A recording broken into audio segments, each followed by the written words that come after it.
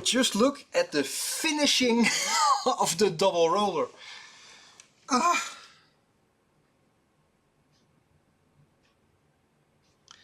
And the D shape is a ruby, but it's flawless. Even if you look for it, it's hardly visible. We look through it. Here's the camera, there's the microscope. It's so incredibly small. It is beautiful. So nice. Hand polished, and well, luckily I saved my hair. Look at this. The polished surface is smaller than a hair.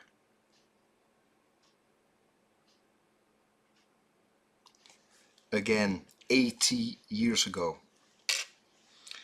It doesn't get any better than this. I now opt for my titanium tweezer, just to be able to go underneath, because it's a bit thinner. I'll be able to go underneath in this recess and gently lift it up.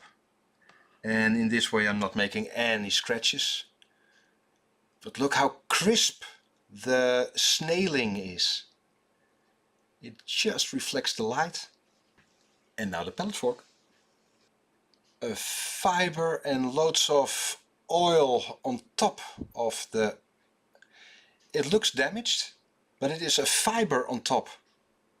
Do you see how the light reflects the curved pellets? That is ruby. Very hard material. And just for aesthetics, it is curved on top.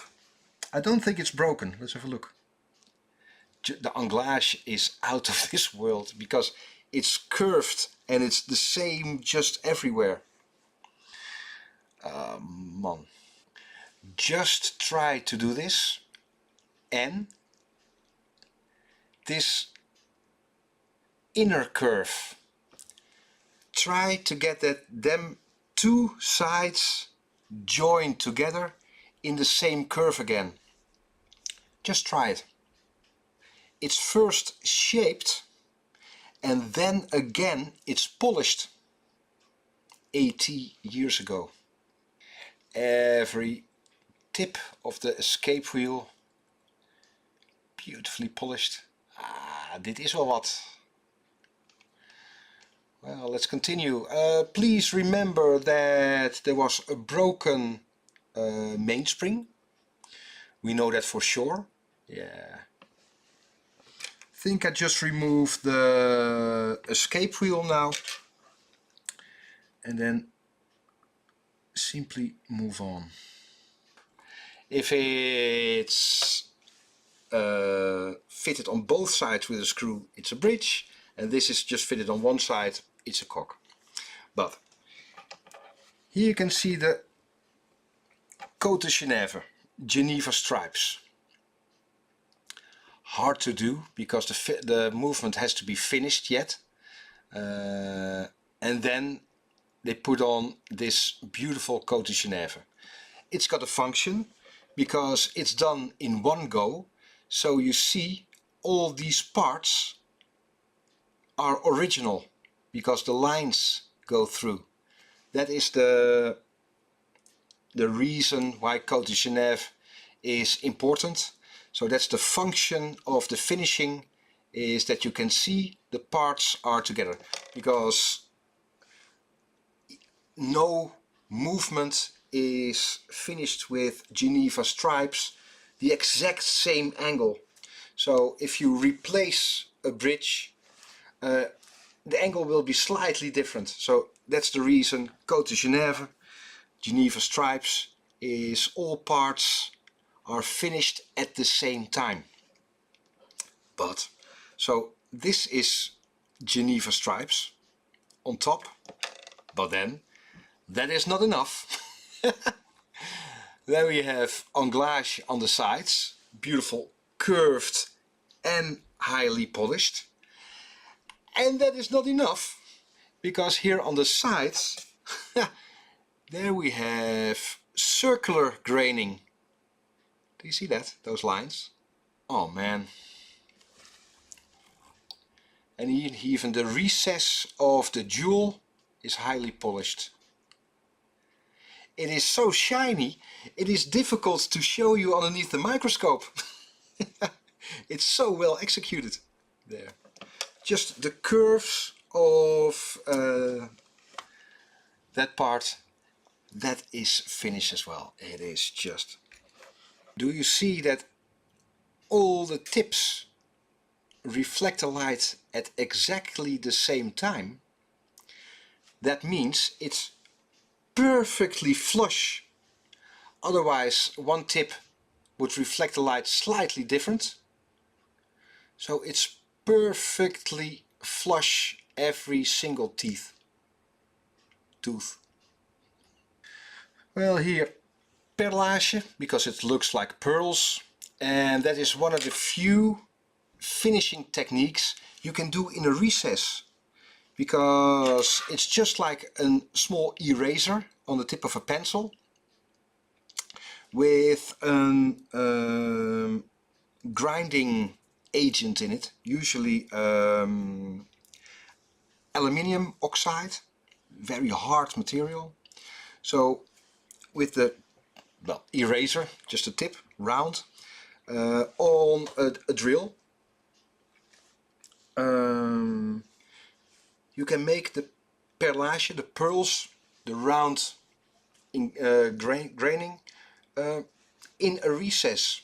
You cannot mill or do anything in a recess. So that is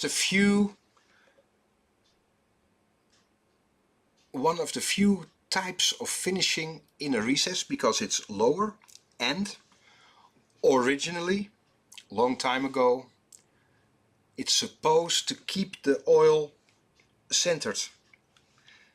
Not in this time. This is just finishing for the aesthetics, because cleaning agents are so good now, and the oil, because of epilam, fixodrop, the oil doesn't spread. So this is purely aesthetics. Here you can see the winding wheel going over the third wheel. So now I'm going to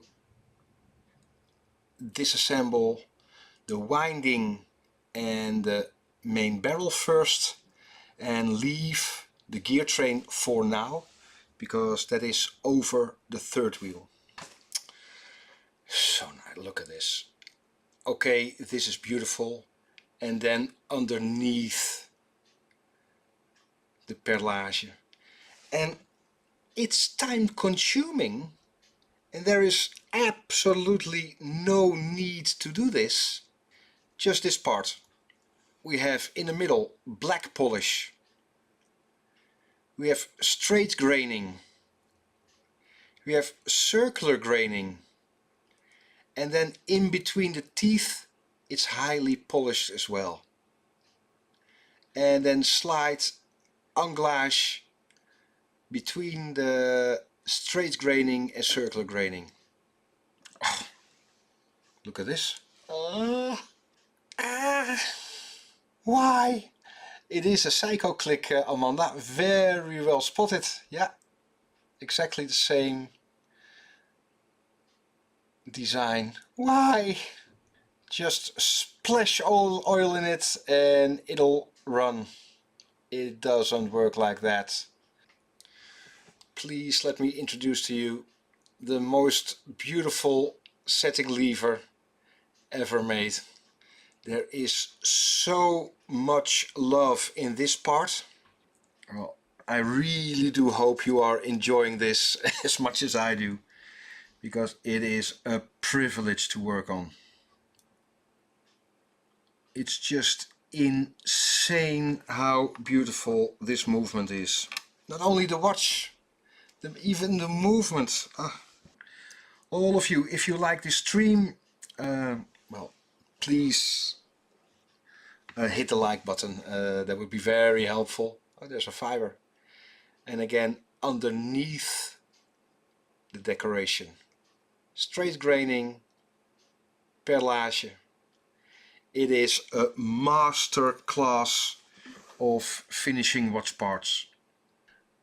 Circular graining on the wheels, pivots look in good shape.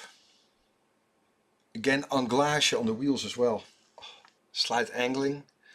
Because it's brass, it cannot be highly polished. It's too soft of a material. But it's beautifully finished. And even here, black polish on the top of the pinion. That is just masterful. And a highly polished pinion. That is wood as well. Well, we're going to clean the movement. Make the case a bit nicer because of the scratches. But look at this. All of you, thank you so much for joining me, spending your evening with me. Some of your spare time and you're watching vintage watches, but the craftsmanship of 80 years ago is still unparalleled. Beautiful beyond belief. Even if you don't see it, even if it hasn't got any function. Wow. All of you, thank you so much for joining me.